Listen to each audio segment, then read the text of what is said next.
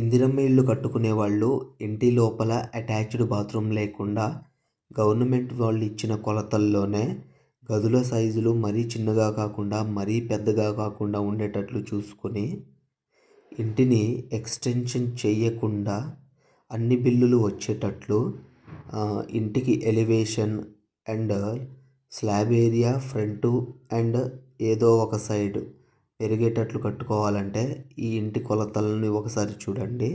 ఈ ఇంటి కొలతలు మీకు బాగా నచ్చుతాయి. సో ఒకవేళ మీకు నచ్చితే ఈ ఇంటి కొలతల్ని సేవ్ చేసుకోండి. ఇలాంటి మంచి స్పేస్ ఉన్న గదులతో కూడిన ఇల్లు ఇంకొకటి అయితే లేదు. 572 స్క్వేర్ ఫీట్స్ అంటే 26 అడుగుల పొడవు అండ్ 22 అడుగుల వెడల్పు. ఈ స్పేస్లో కట్టిన ఈ ఇంటికి ఫ్రంట్ సైడ్ ఎలివేషన్ కూడా కట్టించారు. అదేవిధంగా ఇంటి సింహద్వారం ఈస్ట్ సైడ్ తూర్పు సైడ్ ఉండడం వల్ల ఇంటికి లెఫ్ట్ సైడ్ కూడా 3 అడుగుల slab area and front side 6 అడుగుల స్లాబ్ ఏరియా కూడా పెంచుకున్నారు. ఈ ఇంటికి ఇప్పటివరకు 3 బిల్లులు వచ్చాయి. 3 బిల్లులకు టోటల్ అమౌంట్ ఎంత వచ్చింది అనేది తర్వాత చెప్తాను. అదేవిధంగా ఇంటి కన్స్ట్రక్షన్ అనేది ఇప్పుడే 98% కంప్లీట్ అయింది.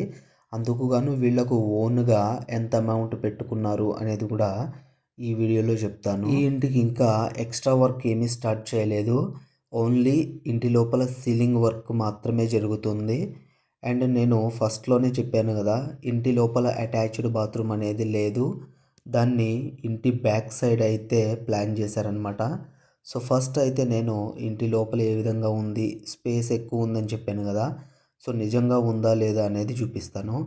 సో ఇది వచ్చేసి హాల్ చూస్తున్నారు కదా, హాల్ స్పేస్ కూడా చాలా ఎక్కువగా ఉంది. అండ్ టీవీ కేస్ కూడా చాలా యూనిక్గా డిజైన్ చేస్తున్నారు. సీలింగ్ వర్క్ అయితే జరుగుతుంది ప్రజెంట్. చూస్తున్నారు కదా, నేను వీడియో తీసేటప్పుడే నా వీడియో అనేది చాలా జూమ్ చేసినట్టు వస్తుంది. సో నేను వీడియో తీస్తున్నప్పుడు ఎంత స్పేస్ అనేది కనిపిస్తుందో మీకు కనిపిస్తుంది కదా. సో ఇది వచ్చేసి హాల్ ఏరియా. హాల్ ఏరియా వచ్చేసి 13x16 సైజులో ఉంది. సో చాలా ఎక్కువ స్పేస్ అయితే వచ్చిందనమాట. సో హాల్ని అటాచ్ చేస్తూ ఇక్కడ వీళ్ళు కిచెన్ రూమ్ని డిజైన్ చేశారు. సో కిచెన్ రూమ్లో ఈజీగా 1 పర్సన్ అయితే వంట చేయొచ్చు. ఒకవేళ ఇద్దరు వెళ్ళాలనుకుంటే కొద్దిగా ఇబ్బంది అయితే అవుతుంది వంట చేయడానికి. కిచెన్ రూమ్ని సెల్ఫ్లతో నింపేశారు. అండ్ వంటకు సంబంధించిన పెద్ద పెద్ద సామాన్లు ఏమైనా ఉన్నా పెట్టుకోవడానికి పైన సన్ సైడ్ పెద్దగా అయితే ఇవ్వడం జరిగింది. సో కిచెన్ రూమ్ సైజ్ వచ్చేసి 13x6 సైజులో డిజైన్ చేశారు. పర్లేదు, చాలా బాగానే ఉంది. కానీ 1 పర్సన్ ఈజీగా వంట చేయొచ్చు. సో హాల్ సైజ్ చూడండి ఎంత పెద్దగా కనిపిస్తుందో. ఇదైతే సరిపోతుంది, ఎందుకంటే టీవీ చూస్తున్నప్పుడు మరీ దగ్గర నుంచి చూస్తున్నట్టు కాకుండా కొద్దిగా దూరం నుంచి చూస్తున్న ఫీలింగ్ అయితే వస్తుంది. ఇది వచ్చేసి ఒక బెడ్రూము. సో ఈ బెడ్రూమ్ సైజ్ వచ్చేసి 13x11.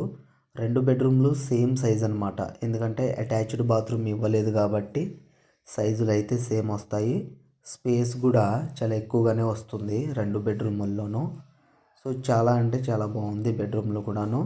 సో వీళ్ళు ఒక బెడ్రూమ్ దగ్గర మాత్రానికి బయటికి వెళ్ళడానికి ఒక గుమ్మాన్ని ఏర్పాటు చేసుకున్నారు. ఎందుకంటే నేను చెప్పాను కదా, వీళ్ళకి అటాచ్డ్ బాత్రూమ్ అనేది ఇంటి లోపల రాలేదు. అండ్ ఇంటికి right side left side bathroom కట్టడానికి ఎక్కువ స్పేస్ లేదు కాబట్టి బయట సైడ్ బాత్రూమ్ అనేది ప్లాన్ చేశారు. కాబట్టి ఒక బెడ్రూమ్ నుంచి బయటికి వెళ్ళడానికి ఒక గుమ్మాన్ని అయితే ప్లాన్ చేశారు. సో ఇక వీళ్ళకి ఒక బాత్రూమ్ అనేది బయట వస్తుంది. సో చెప్పాను కదా, 2 బెడ్రూమ్ల సైజులు సేమ్ 13x11. సో వీళ్ళకి ఇప్పుడు వరకు 3 బిల్లులు వచ్చాయని చెప్పాను కదా.